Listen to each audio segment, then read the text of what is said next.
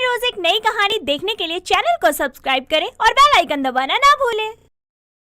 Mundka metro pillar number 459 के ठीक सामने मीडियाकॉम नाम का एक ऑफिस था और इसी ऑफिस में काम करती थी मोनाली नाम की 23 साल की एक यंग और हॉट लड़की। मोनाली की शादी को करीब 6 महीने हो चुके थे। ऐसे ही एक सुबह वो एक हॉट सी ड्रेस पहनकर ऑफिस जाने के लिए रेडी होती है। तभी उसकी सास मीना उसे रोकते हुए कहती है, बेटा ये कपड़े पहनकर कौन ऑफिस जाता है? जानती नहीं है क्या? ये मुंडका है, मुंडका, अमेरिका नहीं। ओहो माँ जी, आप भी ना, आपको पता है ना, बुराई इंसान के कपड़े पहनने में नहीं लोगों के देखने में होती है। पर बेटा माँ जी अभी मैं लेट हो रही हूँ, जाती हूँ, शाम को मिलती हूँ आपसे। और हाँ, आज शाम आप कोफ्ते की सब्जी बना लेना, मैं आकर रोटी और चावल बना दूंगी। इतना कहकर मोनाली खुद पर परफ्यूम स्प्रे करती है और जल्दी से अपने घर के बाहर खड़ी स्कूटी को स्टार्ट करती है और ऑफिस के लिए निकल जाती है। और जैसे ही वो ऑफिस पहुंचकर स्कूटी को स्टैंड पर रखती है, तभी मुंह में पान लिए एक आदमी उसके सर पर छतरी खोल देता है, जिसे देखकर मोनाली कहती है, अरे अरे दुबे जी, आपको कैसे पता चल जाता है कि मैं आने वाली हूँ? जी, बस आपकी ये खुशबू हवा में और मीडियाकॉम में ऐसी घुली है कि आपके आने से पहले ही आ जाती है। ओहो, आप भी ना, अब इतने भी खुशबूदार नहीं हूँ मैं। अरे आप क्या हैं क्या नहीं, कोई हम जैसे लोगों से पूछे जिनकी रातों की नींद चली गई है। आपकी ये हॉटनेस देखकर इस सूरज की गर्मी से बचने के लिए तो फिर भी एसी वाले कैबिन में बैठ जाते हैं, पर आपके हुस्न की गर्मी से बचने के लिए कहाँ जाएं? फिलहाल तो ऊपर चले, क्योंकि हम लेट हो रहे हैं। संचित सर वेट कर रहे हैं, मीटिंग है मेरी। इतना बोलकर मोनाली जल्दी से अपने कैबिन की तरफ जाती है। मोनाली की हॉटनेस का पूरा मीडियाकॉम दीवाना था। अपने कैबिन में पहुंचकर मोनाली जल्दी से बैग कुर्सी पर रखती है और फाइल उठाकर सीधे अपने बॉस संचित के कैबिन में जाती है और बोलती है, good morning sir, I am sorry, मुझे आने में थोड़ा लेट हो गया।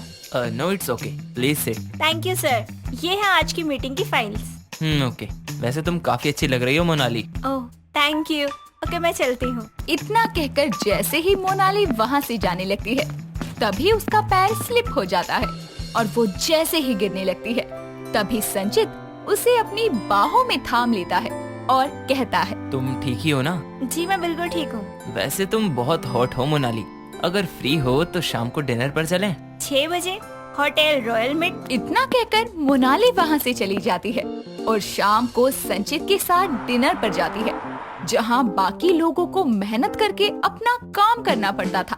वहीं मोनाली अपनी हॉटनेस और लटके झटकों के बल पर अपना आधा काम बाकी सब से करवा लेती थी।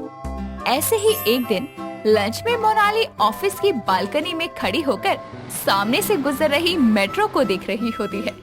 तभी उसके पास विवंत नाम का एक हैंडसम सा लड़का आकर कहता है, सॉरी, बस खाना खाने में थोड़ा टाइम लग गया। कोई नहीं। वैसे यार एक बात बताओ, तुम नहीं चाहती कि ऑफिस के लोग अच्छे से काम करें?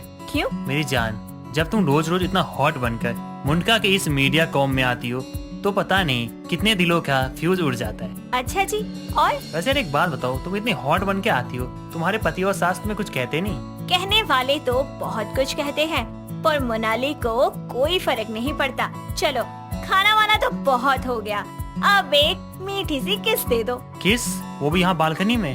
हाँ बालकनी में। क्यों, हवा निकल गई? बिल्कुल भी नहीं। इतना कहकर विवंत मोनाली को अपनी तरफ खींचता है और उसके गालों पर किस कर देता है, जिसके बाद दोनों एक दूसरे से यूं ही प्यार भरी बातें करते हैं। ऐसे ही दिन गुजरते जाते हैं और मोनाली के हॉटनेस के चर्चे बढ़ते जाते हैं। मोनाली कभी संचित, कभी दुबे, तो कभी विवंत के साथ वक्त गुजारने लगती है। ऐसे ही एक सुबह जब मोनाली रेडी हो रही होती है, तभी मीना उसे देखकर कहती है, बहू, पड़ोस की शांता भी तेरे ऑफिस में काम करने लगी, बड़ी तारीफ कर रही थी तेरी। अब माँ जी आपकी बहू है ही काबिले तारीफ, तो तारीफें तो होंगी ही। देख बहू, हम तुझ पर बहुत यकीन करते हैं, इसलिए तुझे हर चीज पहनने ओढ़ने की भी छूट दी है। याद रखना, कभी कुछ गलत न सुनना पड़े, वरना मुझसे बुरा कोई नहीं होगा। जी माँ जी, मैं सब जानती हूँ, आप चिंता मत करो, अभी मैं ऑफिस जाती हूँ। इतना कहकर मोनाली घर से निकल जाती है और मीडियाकॉम पहुंच जाती है, जहां वो आराम से अपने कैबिन में बैठी होती है। तभी वहां कामना नाम की एक लड़की आकर कहती है, मोनाली मैम, संचित सर ने आपको कैबिन में बुलाया है। ओ, याद आ गई इनको मेरी। वैसे मोनाली मैम, आप बुरा ना माने तो एक बात कहूँ? बोलो। आपने जो ये अपने हुस्न का जलवा दिखाकर सबको अपने पीछे लगाए रखा है, याद रखिए आप एक शादीशुदा लड़की हैं। ये सब बताने वाली मुझे तुम कौन होती हो?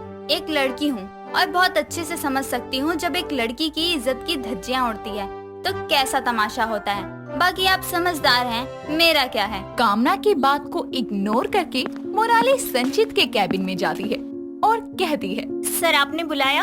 हाँ मोनाली, मैं दुबे और विवंत को ऑफिस से निकाल रहा हूँ। ये उनका रेजिग्नेशन लेटर है, दे दो उनको। पर क्यों? ये देखो इसलिए। जैसे ही मोनाली उस वीडियो को देखती है तो उसके होश उड़ जाते हैं, क्योंकि उस वीडियो में मोनाली कभी विवंत तो कभी दुबे की बाहों में इश्क फरमा रही थी।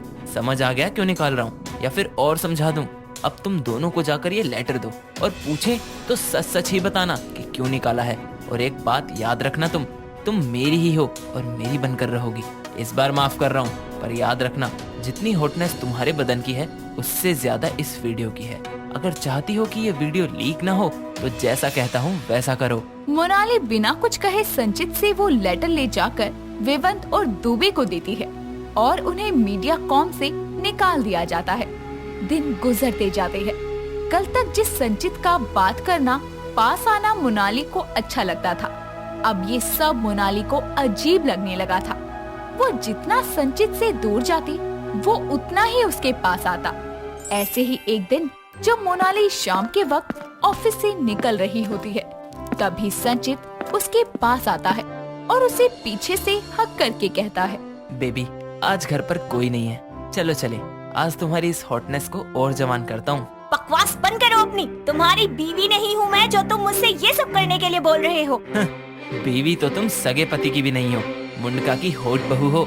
एक पति के होते हुए भी जिस औरत के 36 यार हों, वो पत्नी होने की बात करती है। चलो मेरे साथ, नहीं तो सारे ऑफिस को बता दूंगा कि क्या हो तुम। इतना कहकर जैसे ही संचित मोनाली को जबरन अपने साथ ले जाने लगता है, तभी वहाँ कामना आती है और कहती है, सर आपने अभी जो बदतमीजी मोनाली मैम के साथ की है या जो भी आप करना चाह रहे थे, मैंने सब रिकॉर्ड कर लिया है। और अगर आप चाहते हैं कि मैं पब्लिक में आपको एक्सपोज ना करूं, तो मोनाली मैम को मेरे साथ जाने दीजिए। कामना की बात सुनकर संचित के पेचे ढीले हो जाते हैं और वो मोनाली को छोड़ देता है, जिसके बाद कामना मोनाली को उसके घर छोड़ देती है। इस हादसे के बाद से मोनाली को सीख मिलती है कि हॉट होना अच्छी बात है, पर अपनी अदा का गलत फायदा लेना खुद को मुसीबत में डालता है और किसी को नहीं। एक ट्रक अपनी तेज स्पीड से चल रहा होता है और करीबन 2 घंटे के बाद वंदना को होश आता है और फिर वो बोलती है, हे भगवान, ये मैं कहाँ आ गई हूँ? ऐसा क्यों लग रहा है कि मैं कहीं पे बंद हो गई हूँ? अरे ये जगह तो हिल रही है, कहीं ऐसा तो नहीं कि मैं उसी बॉक्स में बंद हो गई हूँ? 11 घंटे पहले।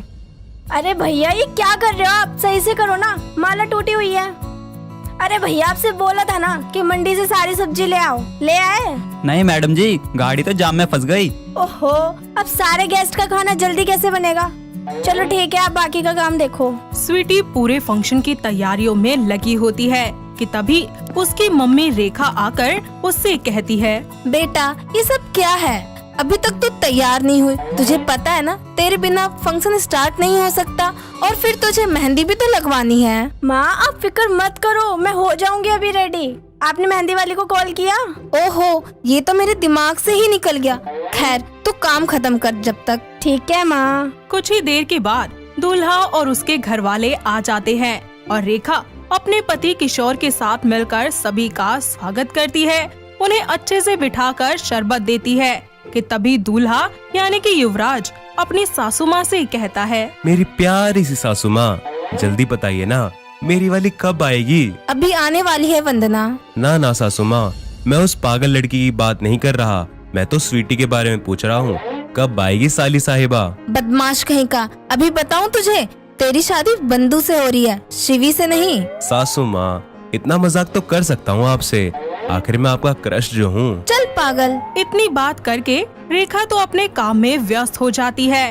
तो वहीं युवराज सीटी बजाते हुए धीरे धीरे सबकी नजरों से बच बचाकर ऊपर कमरे में चला जाता है और बोलता है, आज तो वंदू की बच्ची तू बचेगी नहीं, आ रहा हूँ तेरे पास। इतना बोलकर वो उल्टे पांव चल रहा होता है कि स्वीटी से टकरा जाता है और उसे पकड़ लेता है। वे युवराज उसकी आंखों में देखकर बोलता है, बाहों में चले आओ हमसे सनम क्या पर्दा हो, हमसे सनम क्या पर्दा। ओहो जीजू, आप यहाँ कैसे आए? आया था पेड़े के पास पर रसमलाई मिल गई तो क्या करूं। ओहो, वैसे एक बात कहूँ, आपकी बाहों में ऑलरेडी हूँ और आपसे पर्दा तो करती नहीं मैं, तो कोई अच्छा सा ही गाना गा लेते कम से कम। कि तभी दरवाजे पर किशोर खटखटाते हुए कहता है, स्वीटी बेटा जल्दी रेडी हो जा, तुझे नीचे कैटरिंग वाला बुला रहा है। आई पापा, बस 5 मिनट। ओहो, आप तो बच गई साली साहिबा। चलिए नीचे अपने पेड़े के पास, क्योंकि ये रसमलाई तो आपको मिलने से रही। दोनों नीचे चले जाते हैं और युवराज की माँ सुमन डांट कर उसे अपने पास बिठा लेती है, जिसके कुछ ही देर के बाद रेखा के कहने पर स्वीटी अपनी बहन वंदना को नीचे लेकर आती है और नीचे आते हुए वंदना स्वीटी के कान में कहती है, स्वीटी बताना मैं कैसी लग रही हूँ, तेरे जीजू को पसंद तो आऊंगी ना मैं। हाँ दीदी, आज आप बहुत अच्छी लग रही हैं, एकदम पटाखा। जीजू आपको देखकर फ्लैट ही हो जाएंगे। इतना बोलकर दोनों नीचे आ जाती हैं और युवराज वंदना को सुंदर से लहंगे और फ्लावर्स की ज्वेलरी में देखता ही रह जाता है। दोनों एक दूसरे के आमने सामने आते हैं और शर्मा रहे होते हैं। तभी युवराज बोलता है, वंदू आज बहुत अच्छी लग रही हो, अब और बिजली मत गिराओ, कहीं मैं यहीं ढेर ना हो जाऊं। यू भी पागल हो क्या? और वैसे भी बिजली तो तुम पर ही गिरानी है मुझे। मेहंदी के बाद मुझसे छत पर मिलने आना। नहीं जीजू, मैं तो दीदी को आने ही नहीं दूंगी। तुम बातें सुन रही हो साली साहिबा हमारी? गलत बात, तुमसे तो अकेले में लिपटूंगा मैं, मेरा मतलब निपटूंगा। जरूर जी जा जी, चलिए वहाँ बैठ जाइए, मेहंदी का फंक्शन स्टार्ट हो रहा है अब। स्वीटी के कहने पर जैसे ही युवराज सोफे पर बैठता है, उसके बैठते ही वहाँ जोरों से कुछ टूटने की आवाज आती है और सारे आसपास के रिश्तेदार साथ ही उसकी माँ सभी उस पर हंसने लगते हैं। और युवराज जब उठकर चादर हटाकर देखता है तो वहाँ बहुत सारे बिछे हुए पापड़ मिलते हैं, जिसके बाद वो बोलता है, मुझे पता है ये काम हमारी साली साहिबा के अलावा और कोई नहीं कर सकता। हाँ हाँ जीजू, आपकी तो लग गई। क्या लगी? जीजू वाट, और क्या? कोई नहीं साली साहिबा, आप हमसे अभी मजे ले लीजिए, बाद में हम ले लेंगे। इतना सब होने के बाद मेहंदी का फंक्शन शुरू कर दिया जाता है, जहाँ सभी नाच गाना शुरू करते हैं और दोनों बहनें एक साथ बैठकर मेहंदी लगवा रही होती हैं। ऐसे में वंदना अपने हाथों पर युवराज का नाम लिखवा लेती है कि तभी मेहंदी वाली कंफ्यूज होकर स्वीटी के हाथों पर भी युवराज का नाम लिख देती है। और कुछ ही देर के बाद जब दोनों बहनें एक दूसरे को अपनी अपनी मेहंदी दिखाकर डांस कर रही होती हैं, तो वंदना अपनी बहन की हथेली पर अपने पति का नाम देख लेती है और फिर वो बोलती है, स्वीटी तेरे हाथ पे तेरे जीजू का नाम क्यों है? मेरे हाथ पर जीजू का नाम? नहीं तो मैं क्यों लिखवाऊंगी? आपको कोई गलतफहमी हो रही है दीदी। जरा अपने हाथ में देख, खुद पता चल जाएगा तुझे। दीदी सच में मैंने ऐसा नहीं किया, उस मेहंदी वाली को कोई गलतफहमी हो गई है। स्वीटी की बात सुनकर वंदना मेहंदी वाले से सारी की सारी मिसअंडरस्टैंडिंग क्लियर कर देती है, जिसके बाद दोनों बहनें एक दूसरे को गले लगाकर फिर से मेहंदी के फंक्शन को स्टार्ट करती हैं और डांस करने लगती हैं। तो वहीं युवराज भी नागिन डांस करना शुरू कर देता है। कुछ ही देर के बाद वंदना अपनी मेहंदी छुड़ाने के लिए घर के बाहर की तरफ जाती है, जहां बड़े बड़े बक्सों में शादी के डेकोरेशन का सामान रखा होता है। वहीं खड़ी होकर वो अपनी मेहंदी छुड़वा रही होती है कि उसे अचानक युवराज का कॉल आ जाता है। वंदू बेबी किधर हो तुम? आज तुम्हें पकड़ के ही रहूंगा। अच्छा पकड़ के दिखाओ, मैं बाहर हूँ, मेहंदी छुड़ा रही हूँ, तुम ढूंढ नहीं पाओगे। वंदना की बात सुनकर युवराज उससे मिलने के लिए जा रहा होता है, तो वहीं दूसरी तरफ एक्साइटेड वंदना युवराज को मजा चखाने के लिए एक बड़े से बॉक्स के पीछे छुपकर खड़ी हो जाती है। लेकिन अचानक कमजोरी की वजह से उसे चक्कर आते हैं और वो बॉक्स के अंदर गिर जाती है, जिसके बाद डेकोरेशन वाले लड़के आकर वो डब्बा बंद करके जब ट्रक में रख रहे होते हैं, तब एक आदमी बोलता है, अरे ये डब्बा तो बहुत भारी हो गया, उस टाइम भी बहुत भारी था, पता नहीं ऐसा क्या रख दिया है। अरे हरिया, जरा आकर मदद तो कर मेरी। आया भाया। वो दोनों ट्रक लेकर निकल जाते हैं और अपनी जगह पर पहुंचने के बाद वो लोग डब्बे उठाकर फिर से गोडाउन में रखते हैं और वहां से चले जाते हैं कि तभी वंदना को होश आता है और वो बोलती है, अब हिलना बंद हो गया, शायद इन लोगों ने ट्रक को रोक दिया है कहीं पे। मैं बाहर कैसे निकलूं, कुछ तो समझ नहीं आ रहा मुझे। हे भगवान, मेरा दम घुट रहा है। वहीं दूसरी तरफ युवराज वंदना को ढूंढ रहा होता है और सभी से उसके बारे में पूछने लगता है, लेकिन किसी को भी वंदना की कोई खबर नहीं होती। ऐसे में स्वीटी और बाकी सभी घर वाले मिलकर भी वंदना को ढूंढते हैं। तभी युवराज बोलता है, हर जगह देख लिया लेकिन कहीं नहीं मिल रही। दोनों बाहर की तरफ आसपास जाकर देखते हैं और उन्हें अचानक जमीन पर पड़ी हुई कुछ मेहंदी नजर आती है और वो वंदना को तुरंत फोन मिलाते हैं, लेकिन उसका phone out of coverage area आता है। मगर युवराज हार नहीं मानता और उसे बार बार फोन मिलाता जाता है कि अचानक वंदना का कॉल कनेक्ट हो जाता है। तभी यूवी उससे पूछता है, वंदना, वंदना तुम कहाँ हो? कब से ढूंढ रहा हूँ मैं तुम्हें। युवराज, मैं कहीं बंद हो गई हूँ बॉक्स में, मुझे पता नहीं कि मैं कहाँ हूँ। इतना कहते ही कॉल डिस्कनेक्ट हो जाती है और युवराज स्वीटी के साथ उसे ढूंढने के लिए निकल जाता है। साथ ही वो लोग पुलिस को भी इन्फॉर्म कर देते हैं और जैसे ही पुलिस लोकेशन ट्रेस करती है, वो लोग वंदना को बचाने के लिए वहां पहुंच जाते हैं और उसे बॉक्स में से बाहर निकालकर होश में लाते हैं। जिसके बाद वो तीनों घर वापस लौटते हैं, जहां घर वाले उनकी नजर उतारते हैं और अगले दिन वंदना और युवराज की बड़े ही धूमधाम से और पूरे विधि विधान के साथ शादी संपन्न हो जाती है और दोनों अपनी शादीशुदा जिंदगी को एंजॉय करते हैं। दोस्तों, अगर आपको ये कहानी पसंद आई तो इसे लाइक करें, शेयर करें और कमेंट करके बताएं कि कहानी में आपको सबसे अच्छा क्या लगा।